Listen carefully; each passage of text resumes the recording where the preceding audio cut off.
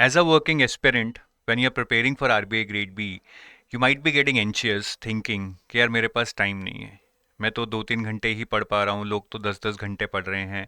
2-3 घंटे पढ़कर मैं सिलेबस कैसे पूरा कर पाऊंगा। मैंने ये सोच तो लिया है कि मैं तैयारी करूंगा, मैं ट्राई भी कर रहा हूँ, लेकिन टाइम ही नहीं मिल रहा। अब क्या करूँ? क्या मेरा ब्रॉड प्लान होना चाहिए ताकि मैं चीज़ों को, सब्जेक्ट्स को सही से प्रायोरिटाइज कर लूँ? क्या मेरा डेली शेड्यूल होना चाहिए? कितने बजे उठना चाहिए? कितने घंटे पढ़ना चाहिए? कैसे स्लॉट्स में डिवाइड करना चाहिए? ये भी आपके मन में आता होगा। फिर सब्जेक्ट्स को जब मैं पढ़ रहा हूँ, कौन से प्रायोरिटी चैप्टर्स हैं या टॉपिक्स हैं जिनको मुझे पहले करना चाहिए? तो ये सारे क्वेश्चन आपके दिमाग में आ रहे होंगे। इन सारे क्वेश्चंस के आंसर मैं आपको इस वीडियो में बहुत ही स्ट्रक्चर्ड फॉर्म में देने वाला हूँ। इस वीडियो को पूरा देखिएगा, आपको काफ़ी क्लैरिटी मिल जाएगी एज अ वर्किंग एस्पिरेंट आप कैसे कम टाइम में भी अपनी प्रिपरेशन को अच्छे से कर सकते हैं। आगे जाने से पहले I would like to tell you about a free course which is about starting और getting started for RBI grade B. इस फ्री कोर्स में ऐसा नहीं है हम आपको बस फ्री मटेरियल दे रहे हैं, हम आपको काफ़ी चीज़ें दे रहे हैं which can help you get started. तो आप अगर इस वीडियो के डिस्क्रिप्शन में जाएंगे, वहाँ पे एक लिंक है, हम इसको फ्री स्टार्टर पैक करके बोलते हैं। तो इस स्टार्टर पैक में आप एनरोल कर सकते हैं विदाउट एनी फी, ज़ीरो फी है। इस स्टार्टर पैक में आपको बहुत सारी जो आपके मन में क्वेरीज होंगी एलिजिबिलिटी को लेके, पैटर्न को लेके, ये जानना बहुत ज़रूरी है क्योंकि कई बार हम तैयारी शुरू कर देते हैं, एलिजिबल ही नहीं होते हैं। जैसे कि last year RBI grade B rank 1 आया था, जो मतलब इसी साल अभी जो एग्ज़ाम हुआ था, वो उससे पिछले साल इंटरव्यू में गया लेकिन बैठने ही नहीं दिया गया क्योंकि वो एलिजिबल ही नहीं था। तो ऐसी चीज़ें हो जाती हैं, इनको बहुत ध्यान से समझना चाहिए। एलिजिबिलिटी हो गया, पैटर्न हो गया, वैकेंसीज का ट्रेंड हो गया, so that we can make up our mind कि हमारे लिए सब ये ठीक है, हम ये कर सकते हैं। दूसरी चीज़, काफ़ी लोगों को पता ही नहीं होता कि एग्ज़ाम कैसा आता है, क्वेश्चन कैसे आते हैं, डिफ़िकल्ट आते हैं, आसान आते हैं, फैक्चुअल आते हैं, कंसेप्चुअल आते हैं, करंट आते हैं, स्टैटिक आते हैं। तो हम आपको प्रीवियस ईयर पेपर्स दे रहे हैं along with solutions phase 1 phase 2। फिर आप जब तैयारी शुरू करते हैं, ठीक है, जो आपने कर भी दी है, आपके मन में बहुत सारे डाउट्स होंगे कि यार क्वांट रीजनिंग में एक्चुअली किस लेवल तक प्रिपेयर करना है, किस तरह के क्वेश्चन आएंगे, सी सेट से कैसे अलग होंगे, बैंकिंग से कैसे अलग होंगे, क्या सोर्सेज मुझे पढ़ने हैं। ऐसे ही एस आई एफ एम को लेके काफ़ी डाउट्स होंगे कि यार बैंकिंग फाइनेंस बैकग्राउंड तो है नहीं, कैसे करूँगा, किस लेवल तक पढ़ना है, क्या न्यूमेरिकल भी आएंगे या नहीं आएंगे, कौन से सोर्सेज पढ़ने चाहिए, करंट और स्टैटिक में से किसको इंपॉर्टेंस देना चाहिए। ये सारी चीज़ें हम इस स्टार्टर पैक में आपको पूरे अच्छे से समझाएंगे so that you get full clarity कि आपको किस स्ट्रैटेजी से, किन सोर्सेज से, किस टाइम टेबल को यूज़ कर कर अपनी तैयारी करनी है। ठीक है, तो वीडियो के डिस्क्रिप्शन में जाके इसमें ज़रूर एनरोल कीजिएगा। नाउ वर्किंग एस्पिरेंट्स के जो मन में डाउट्स थे, जो मैंने बोला था, उन सब का मैं आंसर करूंगा। लेकिन सबसे पहले आपको क्या लगता है एज अ वर्किंग एस्पिरेंट आपकी सबसे बड़ी प्रॉब्लम क्या है? आंसर एक ही मिलेगा मुझे कि मेरी सबसे बड़ी प्रॉब्लम है time. Do you really think time is your biggest problem? मुझे लगता है टाइम शायद है, बट उससे भी बड़ी प्रॉब्लम जो मैं मोस्टली देखता हूं वो है focus. What we need to do is not to manage our time, rather we need to manage our focus. क्योंकि अगर फोकस से हमने 2-3 घंटे भी पढ़ लिया, we can have a very productive output equivalent to 5-6 hours. अब फोकस क्यों नहीं हो पाता है, मेन क्वेश्चन ये, फोकस क्यों नहीं हो पाता है? ठीक है, डिस्ट्रैक्शंस आ रही हैं। डिस्ट्रैक्शंस क्यों आ रही हैं? क्योंकि इंटेंट नहीं है, जुनून नहीं है, पैशन नहीं है। किसी बंदे को किसी चीज़ की ज़रूरत होती है ना, जो बहुत ज़्यादा, इंटेंट आ जाता है। जब मैं +1 में गया तो मुझे पता था कि अगर मुझे अपना करियर बनाना है, एक अच्छे इंजीनियरिंग कॉलेज में एडमिशन लेनी पड़ेगी, नहीं तो बर्बाद हो जाऊंगा। घर पे तो कोई ऐसा बिजनेस नहीं था, कोई पैसे नहीं थे जिसके बेस पे मैं अपनी ज़िंदगी जी लेता। तो एक इंटेंट था, एक जुनून आ गया था कि कुछ ना कुछ तो बनना है, उससे अपने आप मेहनत होती गई। तो जो ये इंटेंट है, ये बहुत ज़रूरी है। ये बेसिकली या तो ज़रूरत से आएगा या क्लैरिटी से आएगा। क्लैरिटी मतलब कि वाई, अगर आप कुछ करने की सोच रहे हो, वो क्यों सोच रहे हो, वो वाई बहुत क्लियर है अगर आपके दिमाग में, तो आपका एक इंटेंट, फोकस जो भी कह लीजिए, वो बिल्कुल गोल की तरफ सीधा हो जाएगा कि मुझे ये इसलिए करना है। अब बहुत सारे लोगों को ज़रूरत नहीं है या इंटेंट क्लियर ही नहीं है कि मुझे क्यों करना है, बस करना है क्योंकि किसी ने बोल दिया कि सैलरी अच्छी है, किसी ने बोल दिया वर्क लाइफ बैलेंस अच्छा है। बट जॉब से मुझे क्या मिलेगा लॉन्ग टर्म में पैसे के अलावा, वो हमें जब तक क्लियर नहीं होगा कि मैं ये करना क्यों चाहता हूं, ठीक है, क्या मुझे इकोनॉमिक्स पसंद है, क्या मैं मॉनेटरी पॉलिसी का पार्ट बनना चाहता हूँ, क्या मुझे फाइनेंशियल इंक्लूजन टाइप्स एरियाज में काम करना है, ऐसा कुछ जब गोल नहीं होगा तब तक वो इंटेंट नहीं आएगा। तो ये इंटेंट होना बहुत ज़रूरी है, चाहे वर्किंग हो चाहे नॉन वर्किंग हो, इसके बिना कुछ नहीं हो सकता। और जो ये डिस्ट्रैक्शंस हैं लैक ऑफ इंटेंट की वजह से आ रही हैं, ये भी दो टाइप की होती हैं। या तो होती हैं ओवर थिंकिंग, हम बहुत ज़्यादा सोचते रहते हैं, तैयारी शुरू कर दी है बट अभी भी सोच रहे हैं कि यार क्या मेरा हो जाएगा, क्या इतने घंटे काफ़ी हैं, अगर इतने घंटे पढ़कर भी नहीं हुआ तो क्या होगा, मेरा आगे क्या प्लान होना चाहिए। हम ऐसी चीज़ें सोचते रहते हैं, क्या जो मैं सोर्स पढ़ रहा हूँ क्या वो बेस्ट है, क्या जो मैंने कोर्स लिया है वो सही है, क्या उसका कोर्स तो ज़्यादा अच्छा नहीं है। हम ये सोचते रहते हैं सोचते रहते हैं, और जो ऑलरेडी हमारे पास 2-3 घंटे हैं उनमें से भी कट कटा के हमें 1 घंटा ही बचता है, क्योंकि हमने बाकी टाइम तो ओवर थिंकिंग में लगा दिया। और दूसरी डिस्ट्रैक्शन होती है इंस्टेंट ग्रेटिफिकेशन, जो आजकल बहुत कॉमन है कि बस रील्स देखनी है। ठीक है, रील्स देख लो, शॉर्ट्स देख लो, जिससे एकदम मज़ा आ रहा है, माइंड के बैक बैक पे चल रहा है कि तू गलत कर रहा है, बट फिर भी बस 5 मिनट और, बस 10 मिनट और, वो इनर्शिया नहीं ब्रेक कर पाते क्योंकि इंस्टेंट ग्रेटिफिकेशन मिल रहा है। तो भैया इन चीज़ों को तो ठीक करना ही होगा, थोड़ा सा सेल्फ बिलीफ लाना होगा कि यार ये मुझे करना ही करना है। ठीक है, और ये ओवर थिंकिंग की प्रॉब्लम भी तभी क्लियर होगी जब ये इंटेंट क्लियर होगा। और इंस्टेंट ग्रेटिफिकेशन में क्या ही बोलूँ, मतलब हम अपनी ज़िंदगी खुद ही बर्बाद कर रहे हैं। Just think about your parents who have lot of hopes from you कि मेरा बच्चा कुछ करेगा, लोगों को बोल रहे हैं कि हमारा बच्चा तैयारी कर रहा है, अफसर बनेगा, बट हम है कि रील्स में शॉर्ट्स में टाइम बर्बाद कर रहे हैं। तो ज़रा उनको एक बार सोच लो कि उनको कितना अच्छा लगेगा जब आप एक आरबीआई ग्रेड बी ऑफिसर बनेंगे। बस उनको याद कर लो, शायद ये इंस्टेंट ग्रेटिफिकेशन की जो प्रॉब्लम है वो चली जाएगी और लॉन्ग टर्म सक्सेस की तरफ आप देखेंगे। ठीक है, तो इंटेंट पे काम करना है और डिस्ट्रैक्शंस को मिनिमाइज करना है। अब कुछ बेसिक प्रिंसिपल्स बताऊंगा जो वर्किंग एस्पिरेंट्स के लिए बहुत ज़रूरी है, क्योंकि यही मिस्टेक्स आप लोग करते हो जिसकी वजह से फिर बिल्कुल सब खिचड़ी बन जाती है। सबसे पहले तो please do not prepare for more than 2 exams in a year.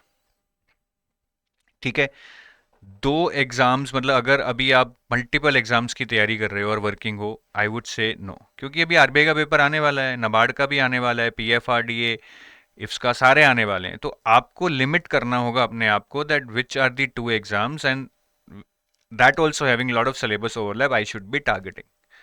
सब देने जाओगे तो नहीं होगा, क्लियरली बता रहा हूँ। No more than 2 subjects at a time. अब आप आरबीआई की तैयारी कर रहे हो, मेक श्योर कि आप एक बार में 3 सब्जेक्ट मत उठाओ, क्योंकि अगर आप 4 घंटे पढ़ रहे हो उसमें 3 सब्जेक्ट उठा लिए, मुश्किल से 1-1.25 घंटा आएगा जिसमें शायद उतनी प्रोडक्टिविटी का सीक्वेंस नहीं बनेगा।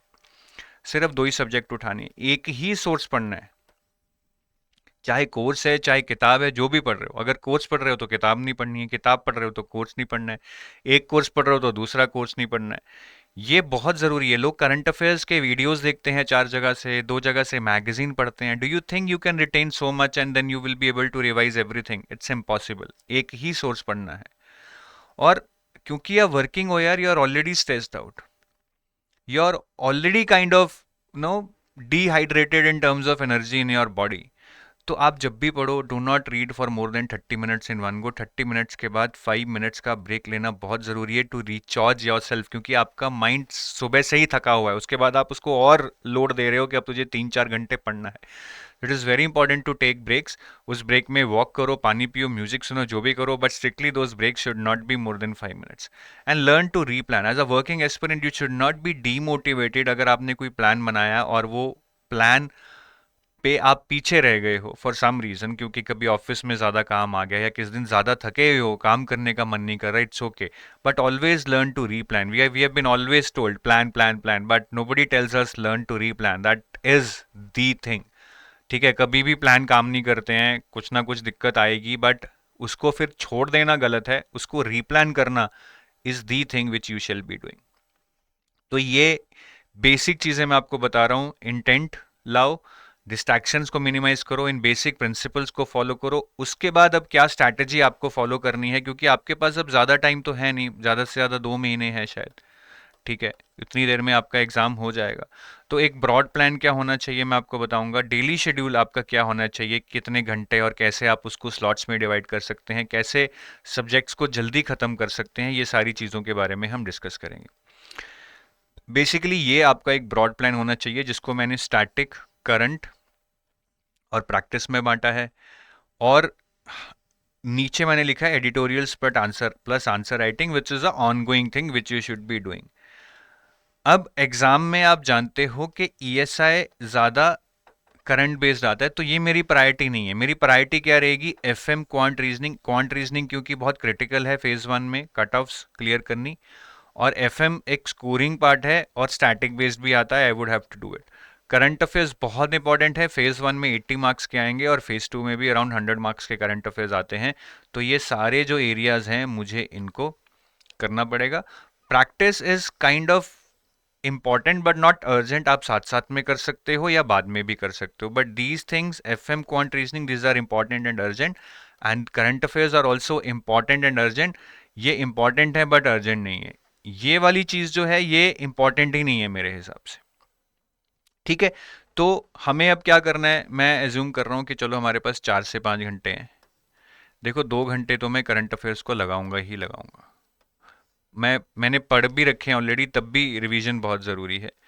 बाकी 2 घंटे मैं क्वांट रीजनिंग को लगाऊंगा अभी। एंड आई एम एज्यूमिंग यार कि आपने कुछ तो किया ही होगा। अगर आप बिल्कुल स्क्रैच से शुरू कर रहे हो, मैंने कुछ नहीं किया, मैं वर्किंग भी हूँ, कोई क्वांट रीजनिंग आज तक नहीं पढ़ा, कोई कॉम्पिटेटिव एग्जाम नहीं दिया, then it is very difficult. फिर आप नेक्स्ट ईयर के लिए टारगेट कर सकते हैं। तो 2 घंटे मैं करंट अफेयर्स पढ़ूंगा, 2 घंटे मैं क्वांट रीजनिंग पढ़ूंगा। I can read on alternate days और maybe first 20 days quant and then 20 days reasoning. और अगर मुझे 1 घंटा और मिलता है मैं उसमें एफएम करूंगा, अगर मैं 5 घंटे मैनेज कर पा रहा हूँ। अगर मुझे 1 घंटा नहीं मिलता है तो मैं एफएम को फिर वीकेंड्स पे करूंगा। एटलीस्ट फेज वन से पहले मुझे मैनेजमेंट तो ख़त्म करना ही है, but if I can finish finance and management both it would be good. तो ये एक ब्रॉड प्लान है। और वीकेंड्स पे आप आंसर राइटिंग भी कीजिए, ठीक है। इसमें आप एडिटोरियल्स पढ़ सकते हैं वीकेंड में, जो आएंगे एक दो अच्छे आते हैं उन पे आंसर राइटिंग कर सकते हैं। स्टैटिक जो आपने चैप्टर्स पढ़े हैं उन पे आंसर राइटिंग कर सकते हैं। तो ये ब्रॉड प्लान है। अब डेली शेड्यूल क्या होगा, देखिए डेली शेड्यूल में क्या होता है कि ऑब्वियसली आपके पास टाइम कम है, बट दिन में बहुत सारे काम करते हैं आप। उठते हैं, ऑफिस जाते हैं, ट्रैवल करते हैं, ऑफिस में काम करते हैं, लंच करते हैं, सुट्टा ब्रेक्स, कॉफ़ी ब्रेक, आते हैं, खाते हैं, सोते हैं, सब कुछ आप करते हैं। इन सब कामों के बीच I know you are very busy but you will have to find 5 slots. और उन 5 स्लॉट्स में से थे 3 स्लॉट्स एटलीस्ट ऐसे होने चाहिए जो 1-1 घंटे के हैं, आई मीन बिग स्लॉट्स, ताकि जब आप उनमें बैठें एक प्रोडक्टिव आउटपुट आए कि मैं अगर मैनेजमेंट पढ़ रहा हूँ तो मैंने 10 पेज पढ़ लिए, अगर हम क्वांट कर रहा हूँ तो मैंने कुछ 1 घंटे का वीडियो देख के 4 क्वेश्चन सॉल्व कर लिए। बाकी 2 स्लॉट्स स्मॉल हो सकते हैं, 30-30 मिनट्स के each, which can be managed either in office, travelling, lunch break, coffee breaks, that is up to you. वो आपको मैनेज करने हैं।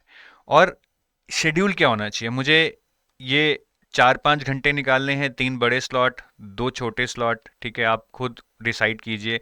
बट मैं एक तरह का एक तरीका बता देता हूँ आपको, कि जैसे अगर मैं 5:30 सुबह उठता हूँ, उठते ही मैं दिनचर्या के में बेसिक काम करूंगा और थोड़ी सी 5-7 मिनट में स्ट्रेचिंग कर लूंगा, थोड़ा पानी पी लूंगा, because in the morning when I get up my body is dehydrated, blood flow is not normal. उसको अच्छे से बॉडी को सेट करना है ताकि मेरा माइंड अच्छे से काम करे और मेरी आउटपुट आए। ऐसा नहीं है कि फिर पढ़ रहे हैं बेड में लेट कर, नींद आ रही है और पता लगा 2 घंटे पढ़ा भी आउटपुट नहीं आई। So first I have to set my body and mind right. 6 से 8:30 ये मैंने 2.5 घंटे का बना दिया है। पर अगर आप ये स्लॉट मैनेज कर लें, ठीक है, अब डिपेंड करेगा कि आप ऑफिस कब जाते हैं। अगर 8 बजे तैयार होना है तो 6 से 8 पढ़ लीजिए, और जल्दी है तो 6 से 7:30 पढ़ लीजिए। बट अगर आप इतना बड़ा स्लॉट एक मैनेज कर पाएँ, ये आपका मेजर स्लॉट होगा जिसमें आप एक मेजर क्वांट रीजनिंग को ख़त्म कर सकते हैं दिन के लिए, ठीक है, या करंट अफेयर्स पढ़ सकते हैं। फिर आप ऑफिस जाइए, ट्रैवल कीजिए, ट्रैवल में आप जो भी आपके छोटे स्लॉट्स अगर निकलते हैं, you can revise, you can read current affairs, you can solve quizzes, you can read editorials, ठीक है। फिर आप ऑफिस से आइए 6:30-7 जब भी आएँ, ठीक है। तो ये अराउंड दिस टाइम 7 से 8:30 या 7:30 से 9 एक सेकेंड बिग स्लॉट आप 1.5 घंटे का निकालिए, ठीक है। ये भी बहुत ज़रूरी है। और ऑफिस से आके मैं ये बोलूँगा कि आप 15-20 मिनट का नैप ज़रूर लीजिए, because you would be tired and your mind would still be in office कि आज ऑफिस में क्या हुआ, क्या अच्छा हुआ, क्या बुरा हुआ. So just to get over it, if you can sleep for 15-20 minutes in a dark room without your mobile को स्विच ऑफ करके, you will get charge up. तो ये वाला स्लॉट भी बहुत ज़्यादा आउटपुट आपको देगा. ठीक है, फिर अपना डिनर वगैरह कीजिए, फैमिली के साथ एंजॉय कीजिए. फिर एक आधे घंटे का, 1 घंटे का स्लॉट निकालिए जिसको मैं थर्ड बिग स्लॉट बोलूँगा. ठीक है, तो आपके 3 बड़े स्लॉट हो गए. आप एक में करंट अफेयर पढ़ लीजिए, एक में आप क्वांट रीजनिंग कर लीजिए, एक में एफएम पढ़ लीजिए, जो आपके मेजर काम है. ठीक है, फिर आंसर राइटिंग करनी है, रिवीजन करनी है. वो जो स्मॉल स्लॉट्स हैं उनमें आप मैनेज कीजिए या वीकेंड पे मैनेज कीजिए. तो एक स्मॉल स्लॉट हम सोने से पहले निकाल सकते हैं. इसको बेसिकली आप रिवीजन के लिए यूज़ कर सकते हैं मेरे हिसाब से. बाकी रिवीजन आप ट्रैवल में भी कर सकते हैं, ऑफिस में भी कर सकते हैं, एडिटोरियल्स भी आप ट्रैवल ऑफिस में पढ़ सकते हैं, क्विजेस भी आप ट्रैवल या ऑफिस में कर सकते हैं. ठीक है, और सोने से पहले थोड़ा सा अपना जो भी आपको करना है, मोबाइल वगैरह चलाइए, फेसबुक रील्स वगैरह देखिए, बट स्ट्रिक्टली 15 मिनट. अभी नहीं है कि 1 बजे सो रहे हैं फिर नेक्स्ट डे यहाँ पे इतने बजे नहीं उठा जाएगा. तो इस तरह से आप जो अपना ब्रॉड प्लान है उसको डेली शेड्यूल में इनकॉर्पोरेट कर सकते हैं स्लॉट्स बना के. मुश्किल होगा बट डिसिप्लिन्ड अप्रोच से ही एग्जाम क्लियर होगा. ठीक है, अब टाइम ज़्यादा तो है नहीं मेरे पास. अगर मैं स्लॉट्स में भी डिवाइड करता हूँ, ब्रॉड प्लान भी लेके चलता हूँ, अल्टीमेटली टाइम की कमी तो है ही. तो कम टाइम में कैसे मैं ज़्यादा से ज़्यादा सब्जेक्ट्स को या एक सब्जेक्ट को जल्दी से जल्दी कर सकता हूँ. क्वांट की बात करें तो क्वांट में देखिए, you will get 30 questions in 25 minutes. It is not possible to solve these much question in 25 minutes and neither it is required. Cut off कितना, 10-11 चला जाएगा और 25 मिनट में आप 15 से ज़्यादा क्वेश्चन तो पढ़ भी नहीं पाएंगे. 30 तो इम्पॉसिबल है ना कि आप सारे पढ़ के देख लें कि क्या आसान है क्या मुश्किल है.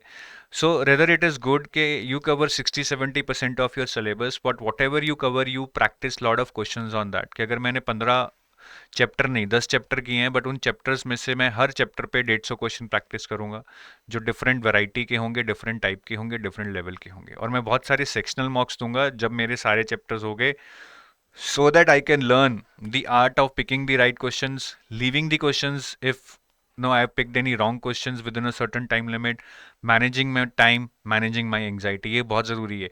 काफ़ी लोग ना बस क्वेश्चन सॉल्व करते रहते हैं, बट एग्जाम में जाके जब पता लगता है कि यार ये चीज़ें तो सीखी नहीं कि क्वेश्चंस को सेलेक्ट कैसे करना है, टाइम कैसे मैनेज करना है, फिर चीज़ें नहीं होती. ठीक है, और ये कुछ टॉपिक्स हैं which you can pick up on priority. DI से हर साल 10-15 क्वेश्चन आते हैं, बट डीआई इन्हीं टॉपिक से बेस पे होती है, तो ये टॉपिक्स तो करने ही पड़ेंगे. ठीक है, नंबर सीरीज में से अगर 2-3 क्वेश्चन आ जाएं, क्वाड्रेटिक इक्वेशन के भी 1-2 क्वेश्चन आते हैं, तो ये टॉपिक्स आप प्रायोरिटी पे ले सकते हैं. रीजनिंग में भी सेम अप्रोच है, 45 क्वेश्चन 60 मिनट्स. आप 60 क्वेश्चन तो कर नहीं सकते, ना ही आपको ज़रूरत है. कट ऑफ कितना, 20 चला जाएगा. सो target score of 25 is still good. ठीक है, तो रीजनिंग में अगेन लिमिटेड चैप्टर्स करो. मैं तो कहता हूँ कि पजल्स और सिटिंग को लो प्रायोरिटी पे लो. क्वेश्चंस बहुत आते हैं पजल्स और सिटिंग अरेंजमेंट के, but they are difficult to solve in exam under pressure. तो पहले मिसलेनियस टॉपिक्स कर लो. ठीक है, ये वाले alpha numeric, coding, decoding, syllogism, direction sense, video को पॉज करके नोट कर सकते हो ये. ठीक है, और ये वाले verbal reasoning, statement assumption, statement course, cause and effect, statement argument, statement conclusion, ये सारे चैप्टर कर लो. उसके बाद टाइम मिले तो पजल्स भी प्रिपेयर कर लो. पेपर में पहले ये टॉपिक सॉल्व करो, इसमें से कम 20 नंबर तो ले आओ ताकि कट ऑफ का डर खत्म हो जाए. फिर कोई पजल सॉल्व होता है, कोई सिटिंग अरेंजमेंट सॉल्व होता है, that's like a cake, like no cherry on the cake. और इसमें भी बहुत सारे सेक्शनल मार्क्स हमें देने हैं just to get acquainted to the exam type environment. GA में क्या करना है, इंग्लिश तो आप कर लोगे, इंग्लिश की मैं स्ट्रैटेजी नहीं बता रहा हूँ, just solve marks and everything, that is all. GA में क्या है, जीए में सबसे पहले तो 5 मंथ्स के करंट अफेयर्स पढ़ने हैं. इससे पीछे there is no use, at least for phase 1. कर सकते हो, क्वेश्चंस भी आएंगे, but the value for your effort is very less. मुझे अगर 5 महीने के पढ़ के 85% क्वेश्चन वहाँ से आ रहे हैं, why would I read for 1 year just for another 15% of current affairs. और अगर 5 महीने के भी नहीं हो रहे हैं, because again you might have your constants with respect to time and other things, तो आप 3 महीने के पढ़ लो, यहाँ से भी 65% स्ट्राइक रेट है एग्जाम में. ठीक है, that is why I call it 3/5 rule. और ज़्यादा प्रायोरिटी आरबीआई नोटिफिकेशंस और फाइनेंस करंट अफेयर्स को देना. 30 आरबीआई नोटिफिकेशन स्लैश जो आरबीआई की रिपोर्ट्स आती हैं, 30 नंबर का पेपर तो यहीं से आ जाता है दोनों से। Schemes report should be priority 2, ESI current affairs P2 P3 बराबर ये नॉर्मल करंट अफेयर्स ये पहले बहुत आसान आते थे, awards, sports, obituaries, important days and their themes, but now they are coming tough. So I don't know how would you handle it. ठीक है, तो यहाँ पे आप कर सकते हो, but this is not scoring now, earlier it use to be scoring. ठीक है, और जो ये स्टैटिक पार्ट है ये फेज 2 सिलेबस से आएगा, ये आपका अपने आप हो जाएगा when you will do phase 2। तो ये एरियाज हैं 3/5 रूल से पढ़ने हैं और प्रायोरिटी मैंने डिफाइन कर दी है। ठीक है, अब एफएम कैसे करना है? एफएम में स्टैटिक प्लस करंट आएगा। स्टैटिक के लिए ये कुछ चैप्टर्स हैं, income statement, balance sheet, cash flow ratios, ये अकाउंटिंग हो गया, ये कैपिटल मार्केट्स हो गया, primary secondary markets and risk management, फिर inflation, derivatives, bonds, functions of RBI, fiscal policy and financial institution, जिसमें सिडबी वगैरह आ गया, सिडबी, नबार्ड, एनएचबी। तो ये इंपॉर्टेंट और कोर चैप्टर्स हैं। अगर मैं स्टैटिक की बात करूँ, करंट की बात करूँ, तो फाइनेंस में या तो आरबीआई नोटिफिकेशंस या सेबी नोटिफिकेशंस में से क्वेश्चंस आते हैं मेनली, या इन रिपोर्ट्स में से क्वेश्चन आते हैं। Economic survey, union budget, financial stability report, RBI annual report, currency and finance report, reports on trends in progress. ठीक है, अब अगर मैं डिस्क्रिप्टिव की बात लूँ कि डिस्क्रिप्टिव में भी तो करंट अफेयर बेस्ड क्वेश्चंस आ सकते हैं, तो या तो वो इन्हीं रिपोर्ट्स में से आएंगे जो मैंने ऑब्जेक्टिव के लिए बताई थी, प्लस एडिटोरियल्स आपको पढ़ने हैं। ठीक है, तो फाइनेंस में ये चैप्टर कर लो और आरबीआई सेबी की नोटिफिकेशंस पढ़ लो, एडिटोरियल्स पढ़ लो, और इन रिपोर्ट्स को जितना कर सकते हो through MCQs you can cover. ये पूरी डिटेल में तो आप नहीं पढ़ सकते, थ्रू एमसीक्यूज आप कर लो इसको, और थोड़ा सा इनके बारे में पढ़ लो, ताकि अगर डिस्क्रिप्टिव क्वेश्चन आएगा इन रिपोर्ट्स में से तो at least you would be able to write something.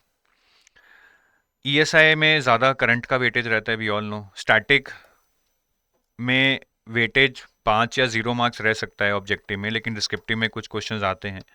सो ये इंपॉर्टेंट चैप्टर है मेरे हिसाब से। Inflation, balance of payment, monetary policy, fiscal policy, growth, development and environmental issues and international economic institutions, ये 8 चैप्टर पढ़ लो, बाकी छोड़ दो।